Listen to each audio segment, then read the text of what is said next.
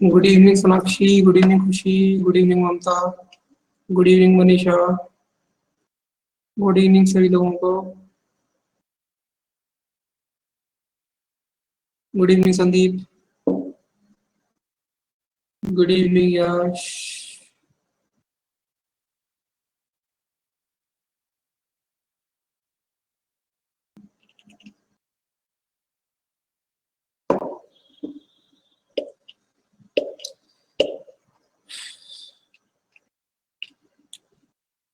Thank you Sandeep. और कैसी चल रही है आपकी क्लासेस सब लोगों की? प्रिपरेशन कैसी चल रही है? सोनाक्षी वो चीज हेल्पफुल रही आपके लिए आप? Hmm. Okay. Good afternoon Himanshi. Okay, ठीक है। मॉक टेस्ट वगैरह देते हो आप लोग हर सैटरडे को?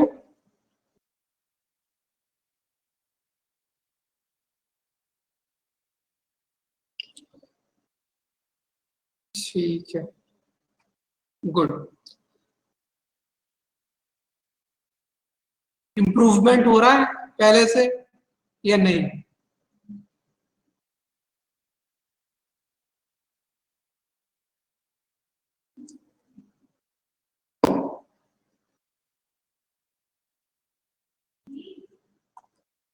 ठीक है।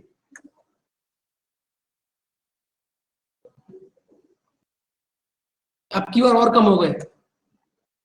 कितना स्कोर आया है हिमांशी रीजनिंग सेक्शन में?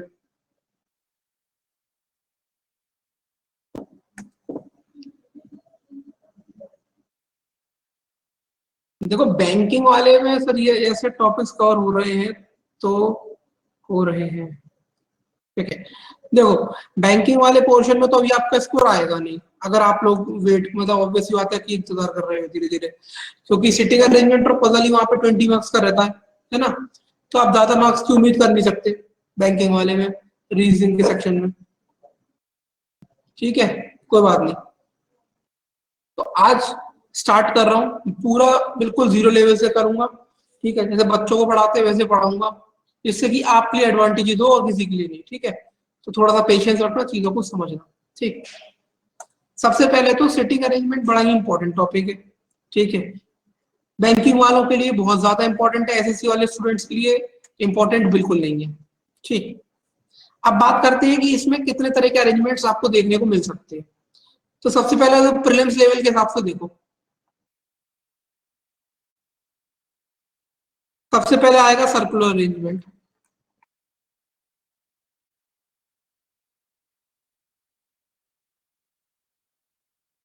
सर्कुलर अरेंजमेंट में कुछ कंडीशंस कैसे होंगी वो देखो।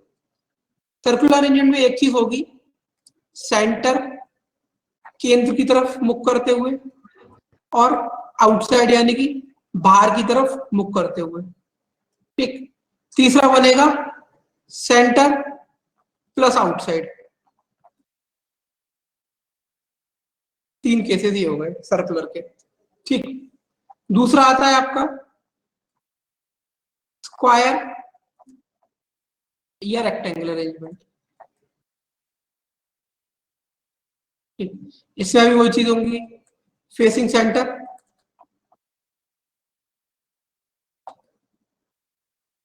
फेसिंग आउटसाइड या सेंटर प्लस आउटसाइड।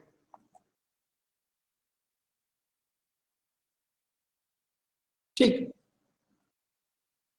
तीसरा आपका होगा लीनियर अरेंजमेंट,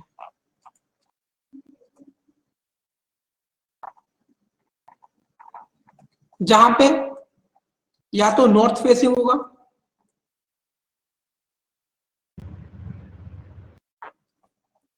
या साउथ फेसिंग होगा।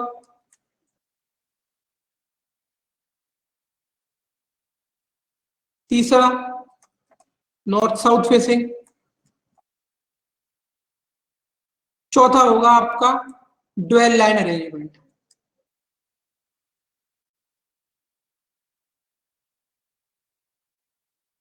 और एक चौथा टाइप होगा जो बेसिकली आपको मेंस में देखने को मिलेगा, मिसलेनियस। मिसलेनियस का कहने का मतलब ये है कि अब वो इतने सारे ज्योमेट्रिकल फिगर होते हैं, उसमें से किसी भी ज्योमेट्रिकल फिगर का क्वेश्चन आ सकता है, जैसे कि triangular arrangement, hexagonal, pentagonal. Table तो कैसे भी बना सकते हैं ना, पेंटागोनल टेबल, हेक्सागोनल टेबल आपका, और बोल सकते हैं हम लोग ट्राइंगुलर टेबल। ठीक है। और अभी रिसेंटली जो एक क्वेश्चन आया था आपका आईबीपीएस क्लर्क में, वो कैसा क्वेश्चन था, बड़ा ही बढ़िया क्वेश्चन था। उसमें ऐसा था, एक पिरामिड है, right angular pyramid arrangement, total 21 लोग बैठे हैं, 21 पीपल लोग बैठे हैं, और वो जो अरेंजमेंट है वो कैसा है, राइट एंगुलर पिरामिड है। तो यहां पर लोगों को क्वेश्चन समझ में ही नहीं आएगा। अब 21 लोग बैठे हुए हैं तो कैसे बनेगा राइट एंगल पिरामिड, वो देखो। पिरामिड आपको पता है कैसा होता है, ऊपर टॉप वर्टेक्स होती है और नीचे की तरफ बेस होता चला जाता है।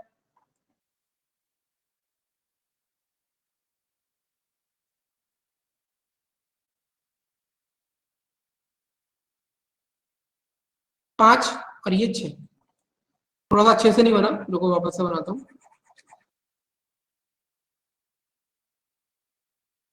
21 लोगों का था वो। सर ये ड्यूल लाइन अरेंजमेंट क्या होता है? बताऊंगा।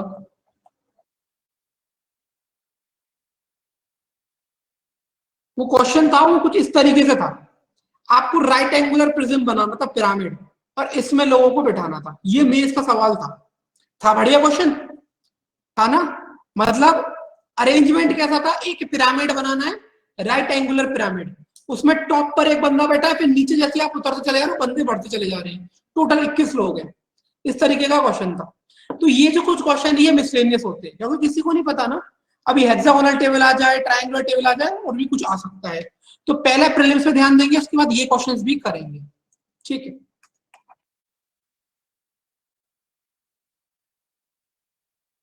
ड्यूअल लाइन अरेंजमेंट ऐसा होता है, आप कभी मॉल वगैरह में गए हो, मॉल वगैरह में आपने पार्किंग देखी होगी, 5 गाड़ियां ऐसे खड़ी हैं और उनके सामने 5 गाड़ियां खड़ी हैं एक दूसरे को फेस करते हुए। तो ये वाली गाड़ियों का फेस नीचे की तरफ है सारी, और ये वाली गाड़ियों का फेस ऊपर की तरफ है। ये होता है ड्यूअल लाइन अरेंजमेंट। समझ आया हिमांशी? ये आ गया। और जैसे यूं क्यों नहीं हो सकता कि एक लाइन में ईस्ट भी है, एक लाइन में वेस्ट की तरफ भी फेस कर रहा है? हाँ तो वो भी आ जाएगा, वो भी तो ड्यूअल लाइन अरेंजमेंट ही हो गया। अच्छा। ठीक है, चलो ठीक, स्टार्ट करेंगे सर्कुलर अरेंजमेंट के साथ। ठीक है, समझ में आ गया क्या क्या क्लासिफिकेशन सब लोगों को एक बार बता दो।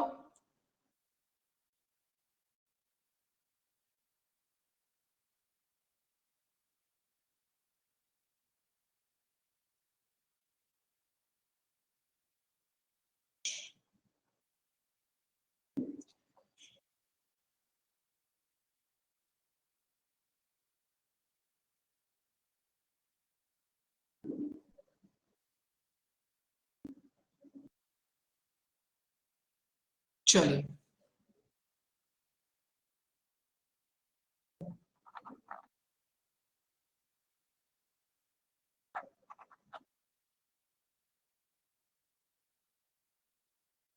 वैसे तो जो बैंकिंग एग्जाम में होता है वो 8 लोगों का आता है मिनिमम, 8 पीपल का आता है। तो अगर सर प्लीज सबसे टॉप पर स्क्रॉल कर दीजिए। ठीक, कर दिया प्रतिभा।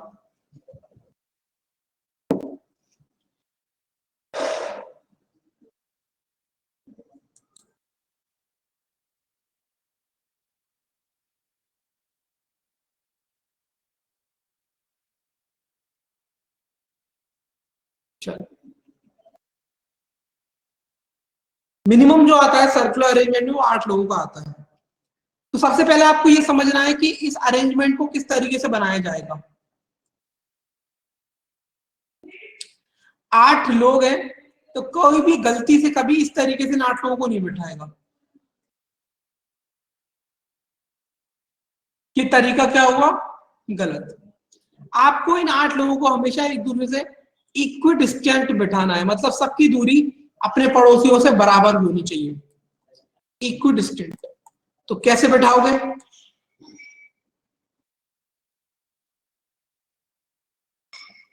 एक, दो, तीन, चार, पांच, 6, 7, 8। समझ आया इक्वी डिस्टेंस का मतलब? 8 लोगों के अरेंजमेंट में कैसे बिठाओगे? ठीक।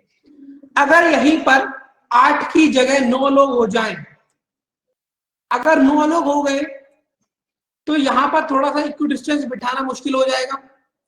एक काम करेंगे, 8 लोगों को आप जैसे बिठाते हो वैसे बिठा दो, उसके बाद एक जने को कहीं भी बीच में लगा दो। समझ आया?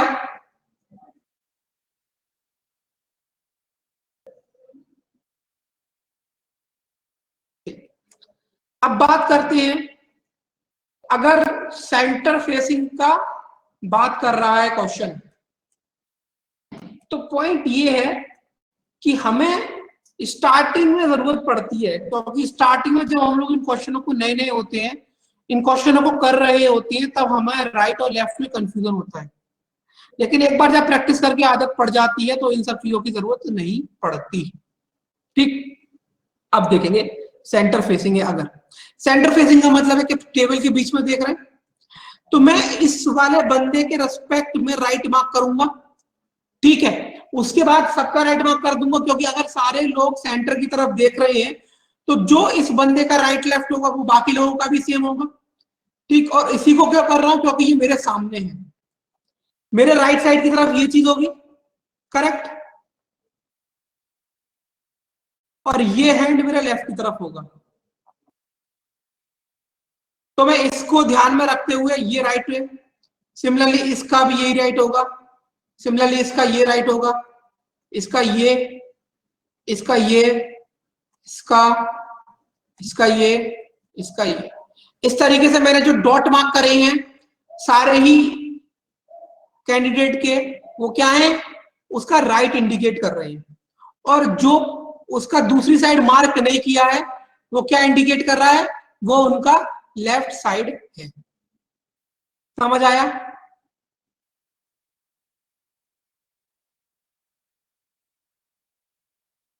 यहां पर अगर सेंटर फेसिंग की जगह फेसिंग आउटसाइड आ जाएगा तो इन दोनों में कोई फर्क नहीं है, सिवाय इसके कि आपका राइट और लेफ्ट इंटरचेंज हो जाएगा। आपका राइट लेफ्ट इंटरचेंज हो जाएगा। समझ में आई ये बात? अगर सेंटर फेसिंग की जगह फेसिंग आउटसाइड हो जाएगा तो उन दोनों का सिर्फ और सिर्फ राइट और लेफ्ट इंटरचेंज होगा, और इसके अलावा कोई और फर्क नहीं आएगा। ठीक।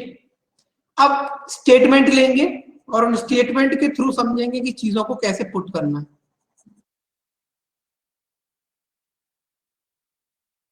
मैंने अगर बोला कि यहां पर मैं बैठा हूं और मैं सेंटर की तरफ देख रहा हूं, तो ये वाला हैंड मेरा राइट हैंड होगा नहीं होगा प्रतीक? इस वाले हाथ की तरफ मेरा राइट हैंड होगा। तो बस जब सब लोग सेंटर देख रहे हैं तो सबका राइट यही होगा। हाँ, ओके, हाँ हाँ, तो बस राइट मार्क कर लो। और जब ये लोग बाहर देख रहे होंगे तो उनका राइट हैंड ये हो जाएगा ना। बस यही बताया। Okay.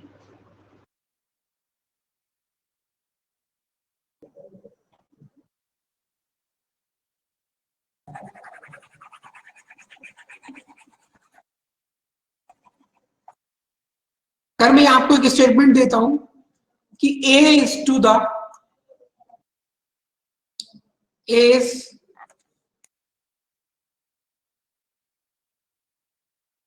second to the right of B and second to the left of सी। ठीक है, एक ही स्टेटमेंट आपके सामने है,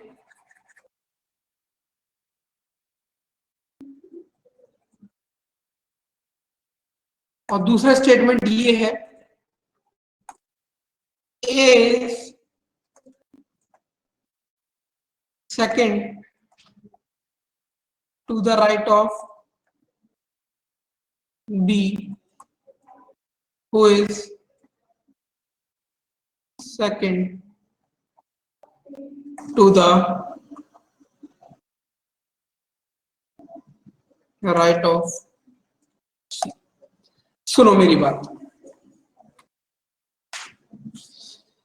आप लोग जब प्रोबेबिलिटी करोगे या परम्यूटेशन कॉम्बिनेशन करोगे तो वहां पर सर आपको एक चीज बताएंगे कि एक मोतियों की माला बनाने का कितने कॉम्बिनेशन होते हैं। क्या अभी उस चीज को छोड़ो, एक सर्कल के अंदर अगर मैं आपसे पूछूं, एक सर्कुलर अरेंजमेंट के अंदर क्या कोई स्टार्टिंग पॉइंट होता है? एक सर्कुलर अरेंजमेंट के अंदर क्या कोई स्टार्टिंग पॉइंट होता है? No sir. नहीं, हाँ, कोई भी स्टार्टिंग पॉइंट नहीं होता।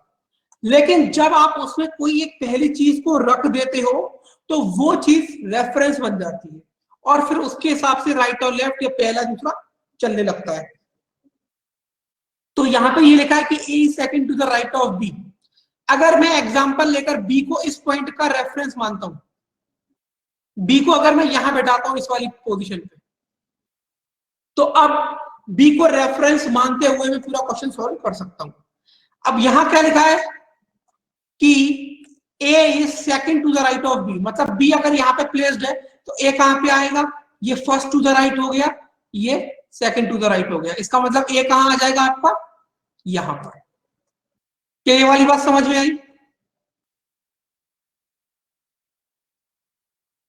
ठीक, अब यहां पर क्या लिखा है इसको थोड़ा ध्यान से समझना। जब भी किसी स्टेटमेंट में कनेक्टर एंड यूज होता है तो एंड से पहले और एंड के बाद दोनों ही इंफॉर्मेशन इस पहले वेरिएबल के लिए जाती है। जैसे कि A is second to the right of B and second to the left of C, मतलब ए बी के दाएं दूसरे स्थान पर है और सी के बाएं दूसरे स्थान पर है। मतलब ए जो है वो बी के सेकंड टू द राइट है और सी के सेकंड टू द लेफ्ट है। तो ये वाली ए की पोजीशन सी के सेकंड टू द लेफ्ट कैसे होगी? अगर सी इस वाली पोजीशन पर बैठा होगा, क्योंकि ये इस तरफ मार्क नहीं हुआ, इसका मतलब ये पहला लेफ्ट, ये दूसरा लेफ्ट। क्या ये तीनों पोजीशन ए बी और सी की समझ में आई अकॉर्डिंग टू द स्टेटमेंट जो लिखा है ऊपर?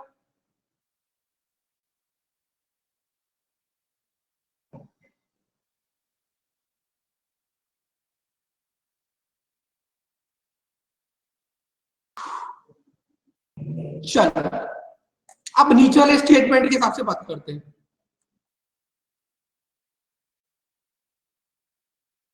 नीचे वाले में क्या लिखा है? A is second to the right of B। इसका मतलब क्या है कि जो A है वो B के सेकंड राइट में है। इसका मतलब B को मैंने यहां पर रखा और A को यहां रखा। अब यहां पर जो कनेक्टर यूज हुआ है वो हु यूज हुआ है।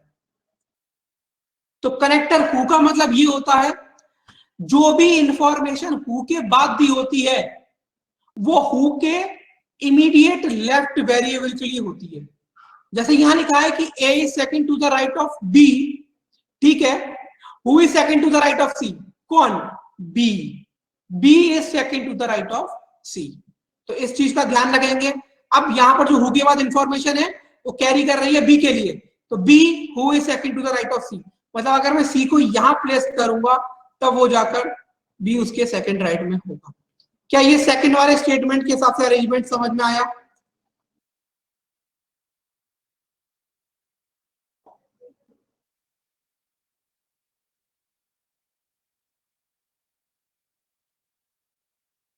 ठीक, कुछ शब्दों का यहां पर आपको ध्यान रखना पड़ेगा, जैसे कि एडजेसेंट,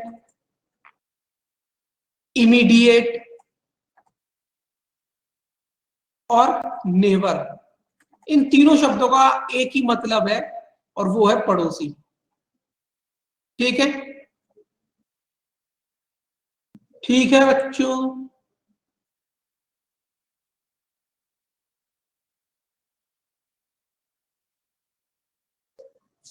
अब अगर दूसरी चीज, अगर 8 लोगों का अरेंजमेंट है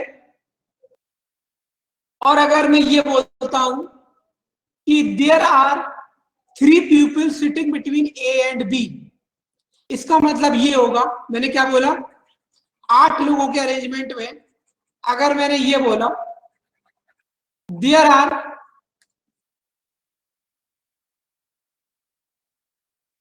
3 पीपल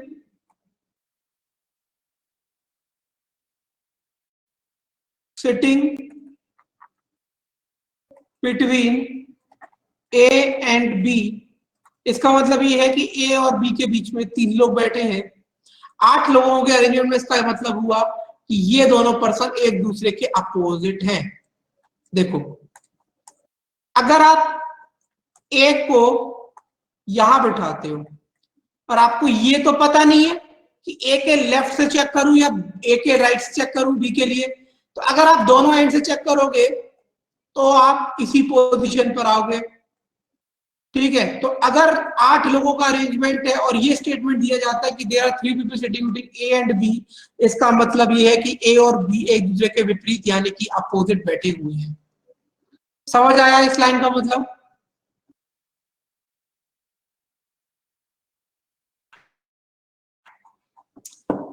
क्योंकि 80% क्वेश्चन प्रीलिम्स में अगर सेल्फ अरेंजमेंट का आता है तो वो 8 लोगों का आता है।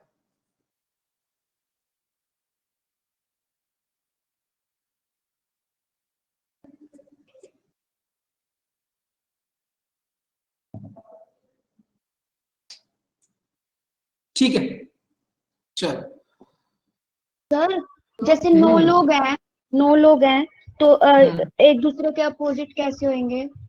तो उसमें नहीं होगा ना, नहीं होगा जैसे उसका 10 लोग हैं तो हम तो 4 होंगे ना बीच में, हाँ, जैसे अगर 10 लोग हैं तो किसी 2 लोगों के बीच में 4 है तो अपोजिट होगा, और अगर 6 लोग हैं तो 2 लोग होंगे बीच में तब अपोजिट होगा।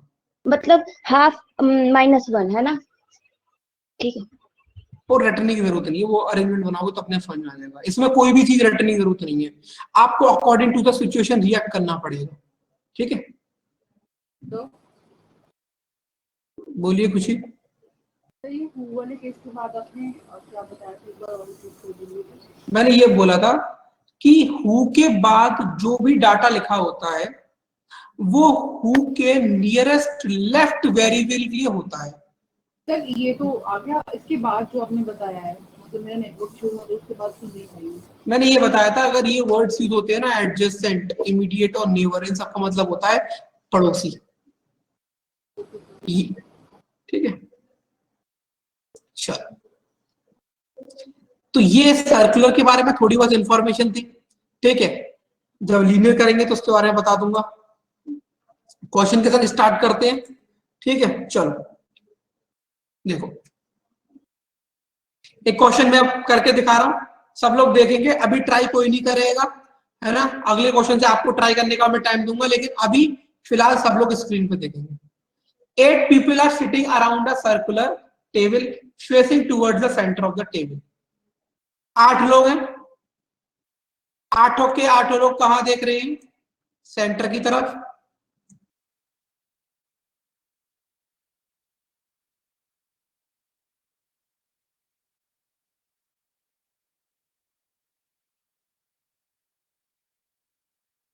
ठीक है, facing towards centre of the table मतलब ये इनके राइट होंगे।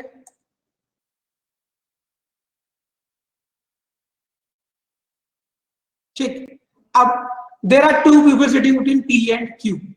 पी और क्यू के बीच में 2 लोग हैं, इसका मतलब अगर लिखना है तो ऐसे साइड से लिख लो।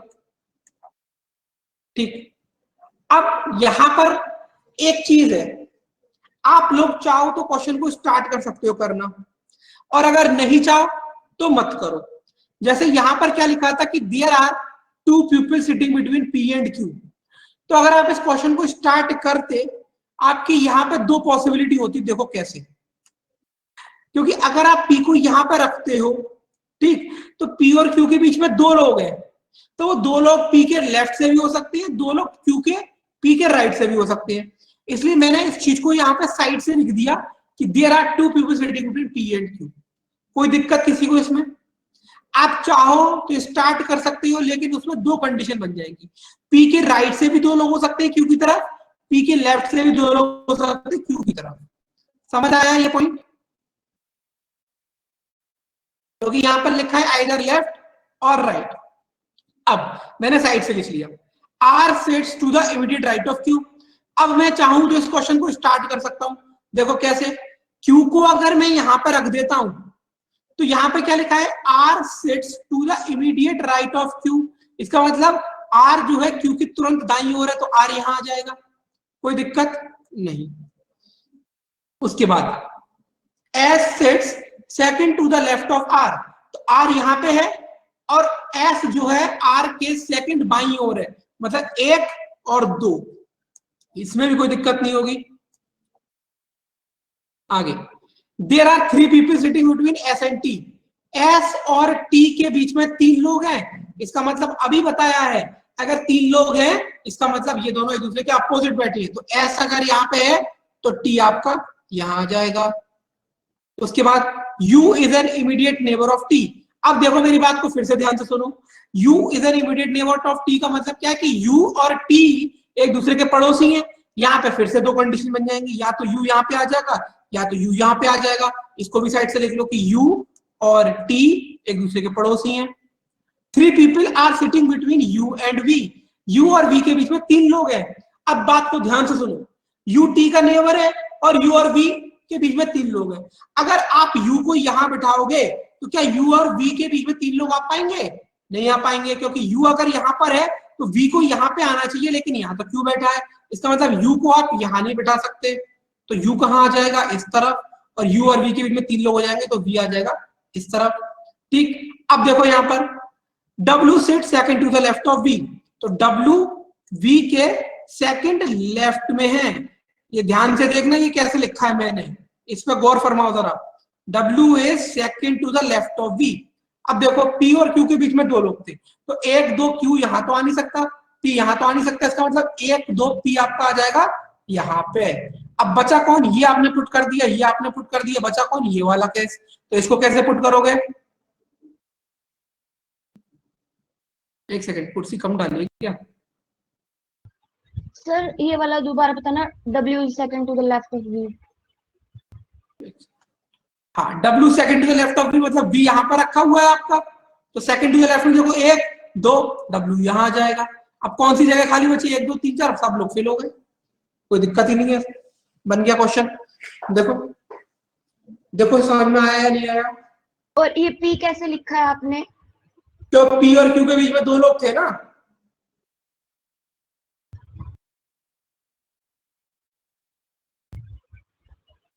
सर हमें ये कैसे पता चलेगा कि हमें स्टार्ट कब करना है?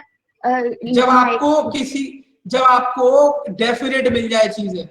ये चीजें गौर क्यों नहीं कर रहे थे जब मैं एक्सप्लेन कर रहा था? आपने ये क्यों नहीं देखा कि मैंने क्वेश्चन पहले स्टेटमेंट से शुरू नहीं किया?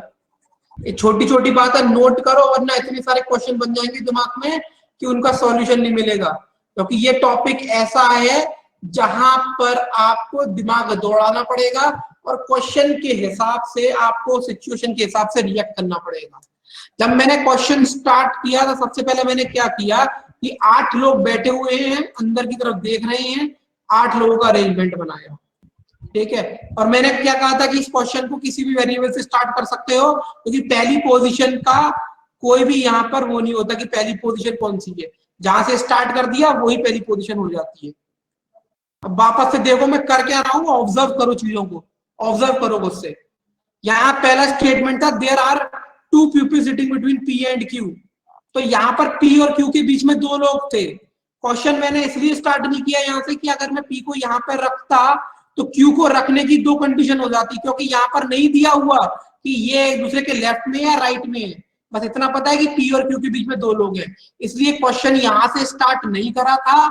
और ये जो डाटा ऑब्वियसली बात है कि मुझे पढ़ते हुए नहीं निकलना क्वेश्चन को, या तो इस अरेंजमेंट में पुट करना है या तो यहां से पढ़ के समझ के अपनी लैंग्वेज में यहाँ पे लिखना है।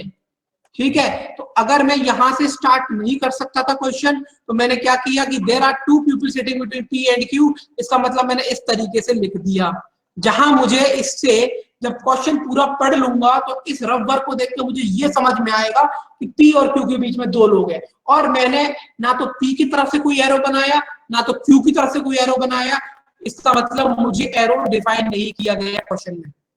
आई बात समझ में? यहां से क्वेश्चन स्टार्ट कर सकता था, लेकिन यहां से दो कंडीशन थी, इसलिए सोचा कि दो कंडीशन नहीं हो, तो इसलिए मैंने उसको यहां पर ना बनाकर उस पॉइंट को रफ वर्क में उतार दिया। मतलब जैसे होच पोच नहीं करना, जब कि हम बना के फिर यूं करें यहाँ क्यों है यहाँ क्यों है, उससे अच्छा हम साइड में लिख ले। बिल्कुल, हौच पौच की कोई बात नहीं है। अगर आपको यहाँ से क्वेश्चन करना स्टार्ट करना है तो दो कंडीशन बना के कर लो, ठीक है, लेकिन समय भी तो बचाना है। ये क्वेश्चन आपको 2 मिनट में करना होगा वहां पे प्रीलिम्स में। और एक बात याद रखना, इसकी बहुत प्रैक्टिस लगेगी अगर कमांड बनानी है तो। लगातार 3-3 महीने तक प्रैक्टिस करोगे तब जाके बेहतरीन वाली कमांड बनेगी, ठीक है। अगर आपको दो कंडीशन बना के करना है तो भी कर लो, पी और क्यू के बीच में दो हो गए, यहाँ पर बना लो अब, ठीक, दोनों कंडीशन बना ली। आगे देखो, R sits to the immediate right of Q, तो right of immediate right of Q क्या होगा, इस केस में आर यहाँ जाएगा, इस केस में आर यहाँ जाएगा। S set second to the left of R, S इस केस में second to the left of R, यहाँ एस यहाँ जाएगा और इस केस में एस यहाँ जाएगा। Next, there are 3 people sitting between S and T, S और टी के बीच में 3 लोग होते हैं, 1 2 3, टी यहाँ आ जाएगा, और इस केस में यहाँ जैसे आप देखोगे 1 2 3 1 2 3, ये वाला केस गलत हो जाएगा। आई बात समझ में? दो केस बनाकर करने में भी कोई दिक्कत नहीं है, लेकिन प्रैक्टिस इतनी कर लो कि दो केस और एक केस में ज्यादा टाइम का डिफरेंस ही ना बचे। आई बात समझ में?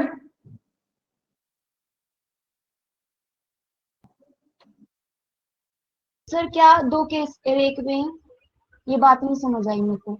अरे पी और क्यू को दो केस बनाने हैं, तुमने आपने बोला ना कि सर दो केस के हिसाब से करो, तो पी और क्यू को दो केस बनाने पड़ेंगे ना, क्योंकि उसमें क्वेश्चन में ये तो लिखा नहीं है कि पी के इमीडिएट राइट में है क्यू या लेफ्ट में क्यू है, और जब ये चीज लिखी नहीं है तो दो केस नहीं बनेंगे अगर क्वेश्चन को स्टार्ट करना है। तो बेटर यही है ना, यही वाला जो आपने पहले बताया। हाँ बेटर वही है, बिल्कुल बेटर वही है, यही सिखाओ ना। सब चीज सीख लो, यहाँ पर कोई रटन की चीज नहीं है, ना तो कोई जीएस है तो रट्टा हमारे काम हो जाएगा, सारी चीजें आनी चाहिए। सिचुएशन के हिसाब से रिएक्ट नहीं करोगे तो पजल सिटीजन बिल्कुल कभी नहीं होगा, ठीक है। इसलिए चीजों को समझो, मैं क्या बोल रहा हूँ, मैं क्या बोल रहा हूँ, पी और क्यू के बीच में दो लोग हैं, तो ना तो ये दिया कि पी के राइट में है या क्यू के लेफ्ट में है, तो जब ये चीज नहीं दी हुई तो मैं ये चीज कैसे बनाऊंगा, या तो अगर बनाने के लिए जाऊंगा तो दो केस लेके चलने पड़ रहे हैं, और अगर नहीं बनाना चाह रहा तो बिल्कुल भी नहीं बनाऊंगा, तो उसको साइड से उतार लूंगा। ठीक है ठीक है। मैंने पहले बेटर ही बताया था, आपको समझ में नहीं आया इसलिए मैंने दो केस बताए हैं।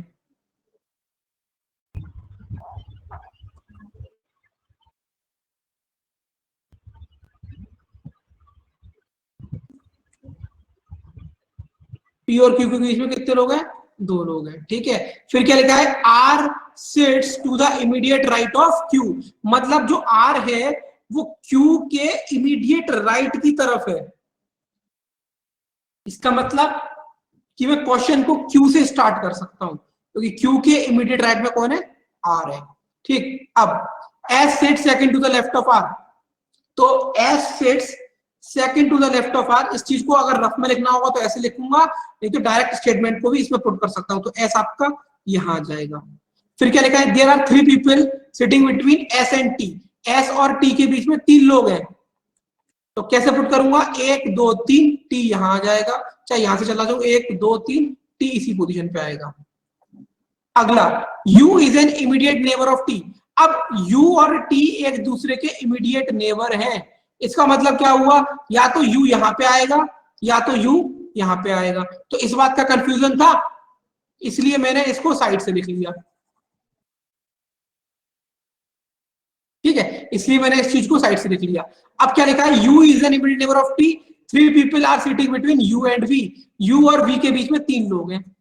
अब देखो, अगर u को यहां पर रखता हूं तो u और v के बीच में 3 लोग नहीं आ पाएंगे, क्योंकि सामने q ऑलरेडी बैठा हुआ है, इसका मतलब u को इस तरफ ना रख के इस तरफ रखूंगा, और 1 2 3 v आपका यहां आ जाएगा। ठीक, अब क्या लिखा है, w sit second to the left of v। अब v यहां पे प्लेस्ड है तो w कहां आएगा, 1 2, w यहां आ जाएगा। ठीक, अब ये वाला स्टेटमेंट बचा है लास्ट, इससे अपने आप पुट कर दो। p और q के बीच में 2 लोग हैं तो इस तरफ तो t बैठा है तो ये इस तरफ आ जाएगा। ये बन गया अरेंजमेंट। आया समझ में? अब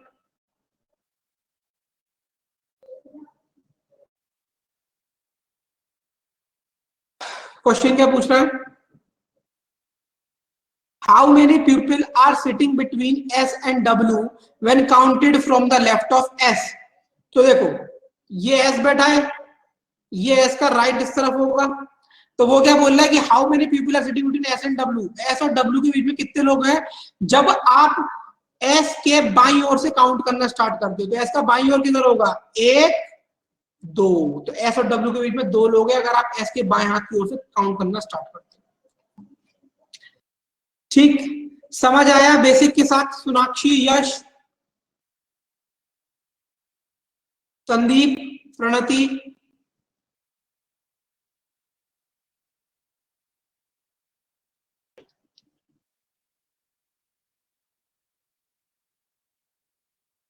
चलो बताओ, what is the position of t with respect to r।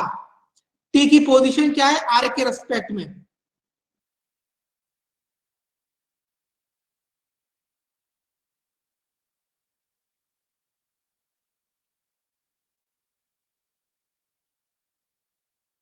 Second to the right.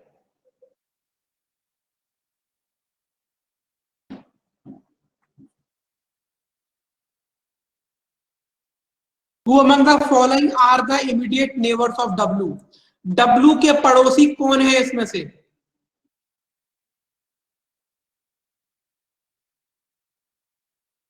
T और Q, T और Q, नॉट PT, T और Q। एक सेकंड, यहां पर तो P आएगा ना, गलत लिख दिया ना यहाँ पे, क्योंकि Q तो ऑलरेडी प्लेस्ड है, क्योंकि यहाँ पे Q ऑलरेडी था, तो T और P सही है सबका।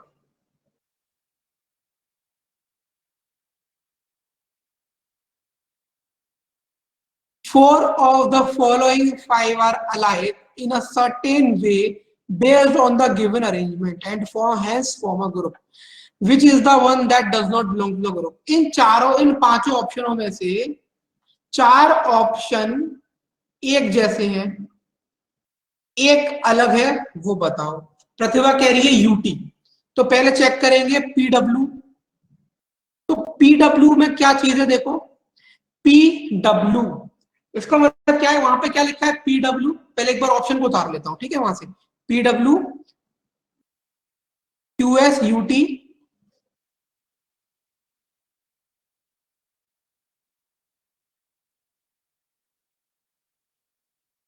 RQVP।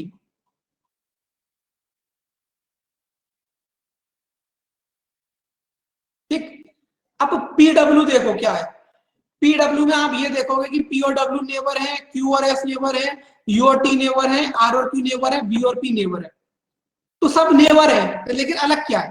तो पीडब्ल्यू में देखो जो पी है वो डब्ल्यू के राइट की तरफ है, मतलब जो पहला व्यक्ति है वो दूसरे व्यक्ति के इमीडिएट राइट में है, क्यू एस के इमीडिएट राइट में है, आर क्यू के इमीडिएट राइट में है, वी पी के इमीडिएट राइट में है, यू टी के इमीडिएट लेफ्ट में है, इसलिए ये सबसे अलग है। समझ आया ये पॉइंट? क्या ये पॉइंट समझ आया?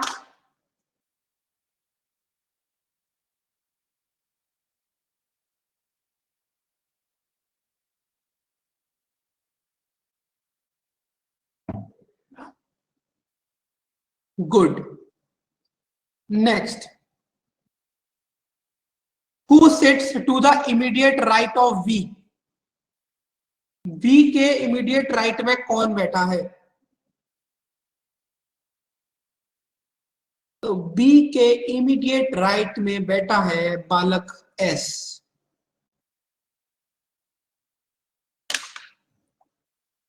ठीक है बच्चों, समझ में आया पहला वाला सवाल? बिल्कुल जीरो लेवल का क्वेश्चन चल रहा है, और ये क्वेश्चन आपको ऐसा क्वेश्चन एसबीआई क्लर्क के पेपर में 100% प्रीलिम्स में देखने को मिलेगा, इस बात की गारंटी है। और वहां पे आपको इसे 1.5 से 2 मिनट में करना होगा। क्या कर पाओगे 1.5 से 2 मिनट में? अभी बताओ मुझे, क्या अभी कर पाओगे 1.5 से 2 मिनट के अंदर? नहीं। कैसे होगा सोनाक्षी फिर ये, कैसे होगा यश 1.5 मिनट के अंदर? बहुत बढ़िया, प्रैक्टिस ही इसका एकमात्र जरिया है। प्रैक्टिस करो, maximum number of mock test लगाओ, ठीक है? बिल्कुल संदीप। चलो ये वाला क्वेश्चन, चलो आप लोग ट्राई करो एक बार।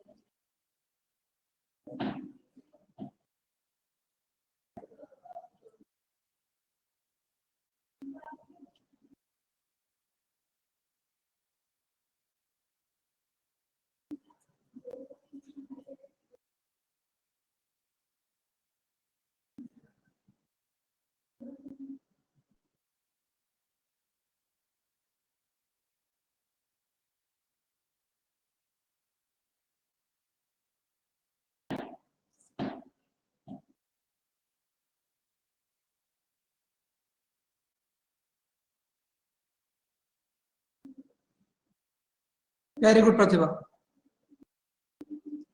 Very good Mansi, very good Sandeep.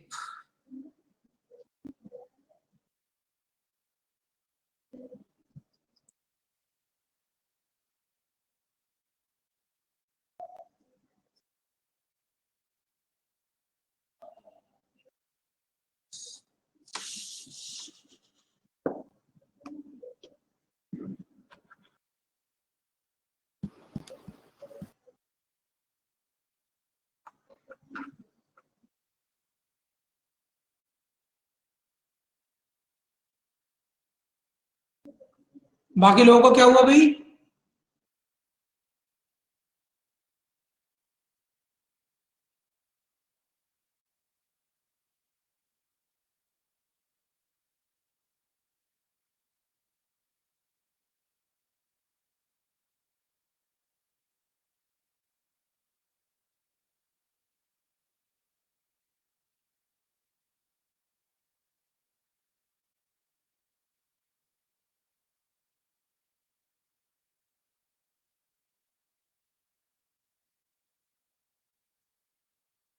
Mansi,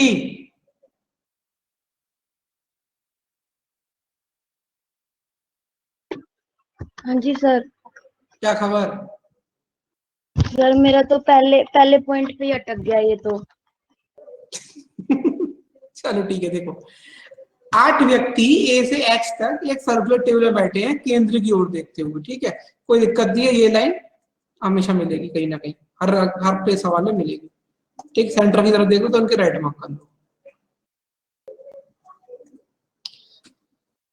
H faces B, H B को फेस करके बैठा है, इसका मतलब क्या हुआ हिमांशी?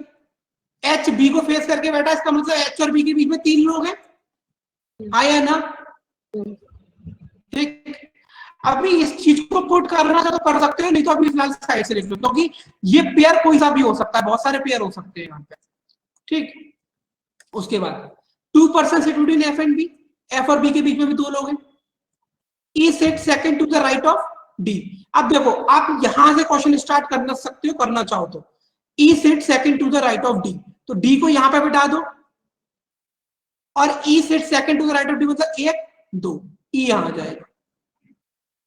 ठीक, अब F sit second right to C, okay, इसका मतलब क्या है? F sits second right of C, who is one of the immediate neighbour of जी।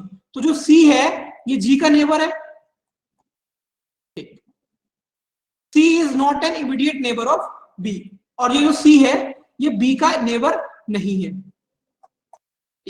अब देखो यहां पर इस क्वेश्चन को कैसे स्टार्ट कर सकते हो, ये देखो, एच और बी के बीच में 3 साइन देखने दो एक बार, अपोजिट में आपने ऐसे बनाए हैं, और मतलब यहाँ पर ये लिखा है एच फेसेस बी, मतलब एच बी को फेस करा हुआ है, या तो ये बोल लो या ये बोल लो, इन दोनों के बीच में 3 लोग हैं। ठीक है, आगे। अब देखो, एच और बी अगर एक दूसरे को फेस करके बैठे हैं तो ये वाला पेयर तो हो नहीं सकता, क्योंकि यहाँ पर ई है, ये वाला पेयर भी नहीं हो सकता, नहीं हो सकता ना ये दोनों पेयर। एक मिनट, ये बता दो, एफ और बी के बीच में 2 लोग हैं, ठीक है, तो एफ और बी, रुक तो पहले मैं साइन देख रही हूँ, पहले साइन समझा दो सर आप। सी और एफ क्या है? सी और सी के राइट के सेकंड में, अच्छा बीच में ये बनाना है ब्लैंक, ठीक है। बैंक इसलिए बनाना है क्योंकि सी के सेकंड राइट में है। आगे, ठीक है, आगे। अब एच और बी के बीच में 3 लोग बैठे हैं, तो देखो ये वाला पेयर नहीं हो सकता अपोजिट पेयर, क्योंकि यहाँ पर ई बैठा है, और ये वाला अपोजिट पेयर नहीं होता क्योंकि यहाँ पर डी बैठा है। तो अब यहाँ पर आपके पास 2 केसेस बन रहे हैं, देखो कैसे, या तो यहाँ पर एच और बी आ जाएगा, या तो यहाँ पे एच और बी आ जाएगा। अगर मेरा एच और बी यहाँ पे आता है तो ध्यान से देखना, यहाँ पर अगर मेरा एच और बी अपोजिट पेयर यहाँ पे आता है, तो अब देखो कैसे इस क्वेश्चन को सॉल्व करोगे आगे। देखो यहाँ क्या लिखा है कि बी और एफ के बीच में 2 लोग हैं, तो बी को आप यहाँ पे बैठाओगे। अगर देखो यहाँ पर और क्या लिखा है कि सी और बी साथ में नहीं बैठे हैं, एक सेकेंड रुको, आपको एच और बी को 2 पॉसिबिलिटीज है, या तो आप एच और बी को यहाँ पे लो, या तो आप एच और बी को यहाँ पे लो। अभी मैं क्या कंसीडर कर रहा हूं, मैं एच और बी को यहाँ पे कंसीडर कर रहा हूं, ठीक है। एच को यहाँ पे लेता हूं, बी को यहाँ लेता हूं। अगर मैं बी को यहाँ पे लेता हूं तो देखो बी और एफ के बीच में 2 लोग हैं, 1 2 एफ यहाँ नहीं आ सकता, 1 2 एफ यहाँ आ जाएगा। ठीक, अब देखो सी के सेकंड राइट में एफ था, तो सी आपका यहाँ पे बैठा था, सी को आपको यहाँ बैठाना पड़ेगा, लेकिन यहाँ पे क्या लिखा है कि सी और बी पड़ोसी नहीं है। इसका मतलब आपने एच और बी में एच को यहाँ पे लिया था और बी को यहाँ पे लिया था, ये रॉन्ग है। इसका मतलब अब एच को आप यहाँ पे कंसीडर करो और बी को यहाँ पे कंसीडर करो। बीच वाली बात मुझे समझ नहीं आई जो अभी आपने पहले की है, 1 सेकंड पहले। मैंने ये वाला अपोजिट पेयर कंसीडर किया था एच और बी के लिए, ठीक है। मैंने एच को यहाँ पे रखा था, बी को यहाँ पे रखा था, ठीक। बी और सी के बीच में कितने लोग थे? एफ और बी के बीच में 2 लोग, तो 1 2 एफ यहाँ आ नहीं सकते, यहाँ डी बैठा है, 1 2 एफ इधर रख दिया, ठीक। एफ सी के एफ डी के साथ क्यों नहीं आ सकता? एफ डी के साथ क्यों नहीं आ सकता? अच्छा, मतलब किसी की उसकी गोदी में जाकर बैठ जाएगा एफ डी की? अरे डी वहां पे ऑलरेडी बैठा हुआ है, तो उसकी गोदी में थोड़ा जाके बैठेगा एफ। सर एक मिनट, आप ना धीरे धीरे समझाओ एक बार। बी यहाँ पे बैठा हुआ है, बी और एफ के बीच में 2 लोग हैं, तो 1 2 एफ यहाँ पे कैसे बैठ जाएगा इसके ऊपर? हाँ ठीक है, ठीक है, आप 1 2 एफ यहाँ आ जाएगा, ठीक। अब एफ कहाँ बैठा है? सी के सेकंड राइट में बैठा है एफ, तो सी के सेकंड राइट में एफ है, तो सी यहीं पर आएगा इस पोजीशन पे। लेकिन क्वेश्चन में क्या दिया हुआ है कि सी और बी साथ में नहीं बैठे। समझ में आई ये बात? है ना। तो इसका मतलब ये आपका गलत हो गया। इसका मतलब अब क्या करो, H को यहां पर रख के देखो और B को यहां पर, ठीक। अब B और F के बीच में दो लोग हैं, तो 1 2 F इधर नहीं आ सकता, 1 2 F अगर आपको यहां पे पुट करोगे तो फिर से गड़बड़ हो रही है, क्योंकि C के सेकंड राइट में F था और यहां पर आपका E प्लेस्ड है। इसका मतलब क्या हुआ कि ये वाला जो अपोजिट पेयर लिया था आपने H और B का, वो गलत हो गया। तो सिर्फ आपके पास एक ही अपोजिट पेयर बचा है, ये वाला। ये कैसे गलत हुआ, अभी दोबारा समझा दो जो अभी आपने समझाया। यहाँ पर H था, यहाँ पे B था। अब खुद बना के बताओ मुझे जरा, इसमें B और F के बीच में दो लोग हैं और C के सेकंड राइट में F इधर आ जाएगा। तो और C के सेकंड राइट में मतलब C को यहाँ पे रखना पड़ेगा, लेकिन यहाँ तो E बैठा हुआ है ऑलरेडी। हाँ ठीक है, तो ये वाली कंडीशन क्या होगी, गलत होगी अपोजिट पेयर की। ठीक है। ठीक, तो इसका मतलब क्या करोगे, H और B को यहाँ पे रख के देखो, H को यहाँ पे रखो, B को यहाँ पे रखो, ठीक है। अब आप देखो यहाँ पर, अगर आप क्या बोलते हैं B और F के बीच में दो लोगों को बिठाओगे तो कहाँ बिठाओगे, यहाँ पर अगर आप F को बिठाते हो तो C के सेकंड राइट में F होगा, बट सॉरी B और F के बीच में दो लोग हैं ना, F आपका यहाँ पर आएगा, लेकिन उस केस में भी C के सेकंड राइट में नहीं हो सकता क्योंकि यहाँ पे E बैठा है। इसका मतलब F यहाँ पर नहीं आएगा, F आएगा 1 2 F यहाँ पे आएगा, ठीक। अब C के सेकंड राइट में F है, इसका मतलब C आपका आ जाएगा। सर आप इतनी जल्दी जल्दी पढ़ाओगे, नहीं आएगा ऐसे समझ मेरे को। अभी तो बात बोली है ना, फिर बताओ। F कहाँ पे आएगा, अब देखो F और B के बीच में दो लोग है ना, तो F ये ऊपर आ जाएगा, सबसे ऊपर। कैसे, यहाँ पर अगर F को रख दोगे तो C के सेकंड राइट में F है, तो ये कैसे पुट करोगे यहाँ पे। C कहाँ पर है अब, अरे C के सेकंड राइट में F है ना, तो C के सेकंड राइट में F कब आएगा, जब C इस पोजीशन पे होगा, लेकिन यहाँ तो ऑलरेडी E बैठा हुआ है। ठीक है ठीक है, इसका मतलब F कहाँ पे आएगा, इस पोजीशन पे आएगा, ठीक है। अब C के सेकंड राइट में F है, इसका मतलब C इस पोजीशन पे आ जाएगा, तो C के सेकंड राइट में हो गया F, ठीक। C और B साथ में नहीं है, तो C और B दूर दूर है, C और G साथ में नहीं है, इसका मतलब G यहाँ पे नहीं आ सकता, G आ जाएगा यहाँ पे। 1 2 3 4 5 6 7 लोग बैठ गए, एक बचा, एक को यहाँ बिठा दो, बन गया ये अरेंजमेंट। समझ आया सर? ये संदीप बोलो। ए की जगह जी आएगा ना सर?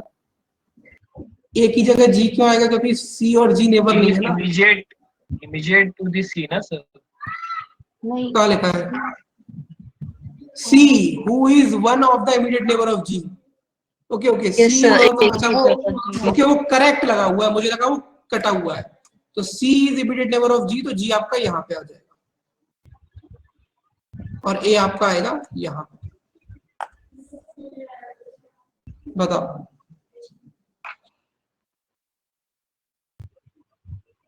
देखो पॉइंट ये है कि दो केस बना लो, लेकिन जब सारा कुछ आप लिख लेते हो रफ में, उसके बाद अगर आपको एनालिसिस करना नहीं आएगा पोजीशन को देख के कि अगर मैं यहाँ पर H रखता हूँ, यहाँ पे B, तो इधर C आएगा, जिसके सेकंड राइट में कौन है, F के सेकंड राइट में C है। तो अगर वो कंडीशन नहीं बैठ रही तो वो नहीं बिठाओगे। समझ आ रहा है। इस तरीके से अगर एनालिसिस करना नहीं आएगा तो आपका टाइम कंज्यूम होगा, और टाइम बचाने के लिए आपको प्रैक्टिस करनी पड़ेगी इन सब चीजों की, क्योंकि जब तक आपका इसमें दिमाग घुलेगा नहीं तब तक आप चीजों को सॉर्ट आउट नहीं कर पाओगे कि मैं इसको ऐसे ना करके ऐसे करूं। समझ आया ये पॉइंट?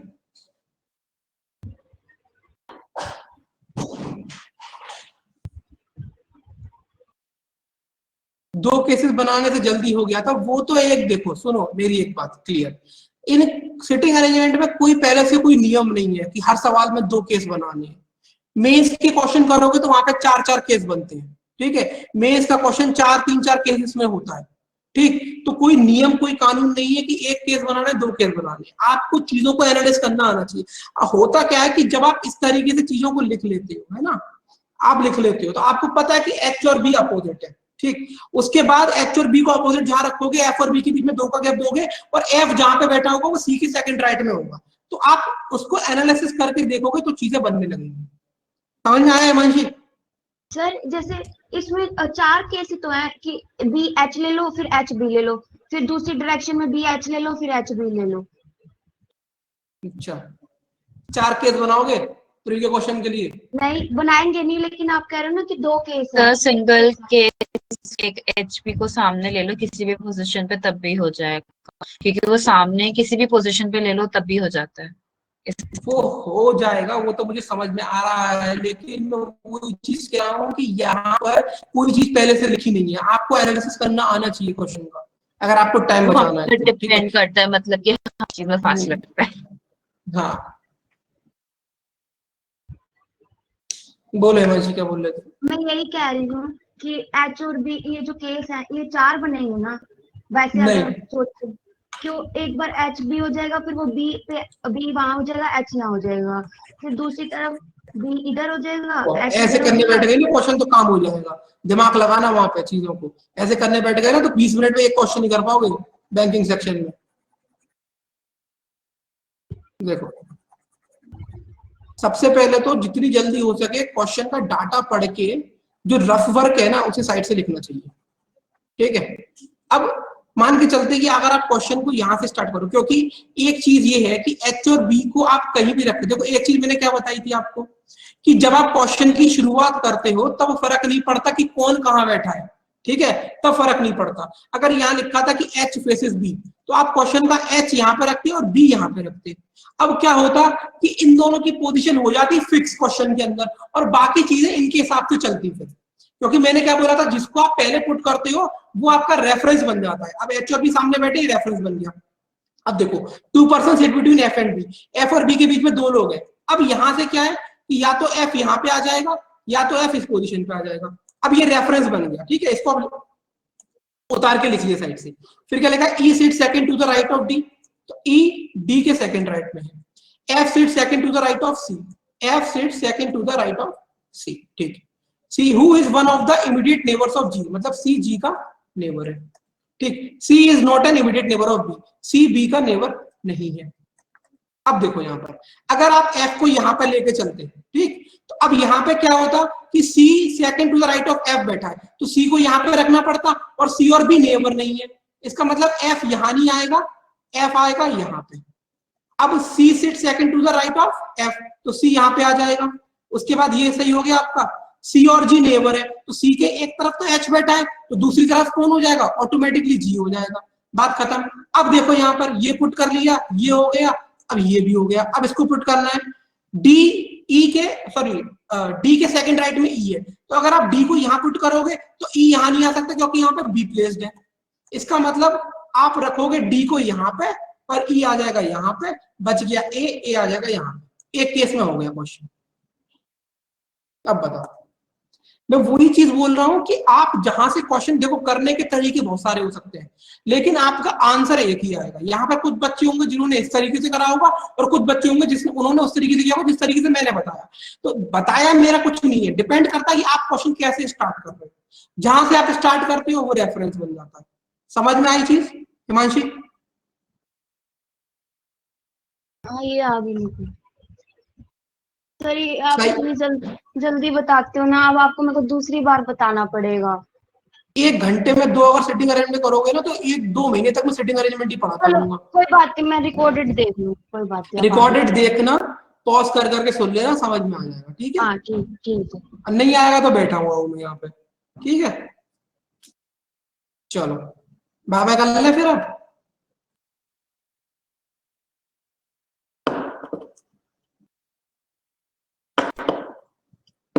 चलो ठीक है, एक बार रिकॉर्डेड सेशन देख लेना अच्छे से हिमांशी, समझ में आ जाएगा, और नहीं आएगा तो पूछना मुझसे, ठीक है?